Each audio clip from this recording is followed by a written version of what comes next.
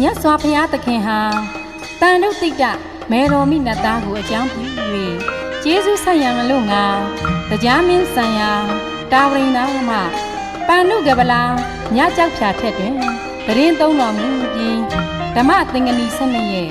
ဝီပင်း12ရက်ဓာရုကထာ6ရက်ပုဂ္ဂလပညတ်9ရက်ကထာဝတ္ထု10ရက်ရမိုက်20ရက်ပဋ္ဌာန်း25ရက်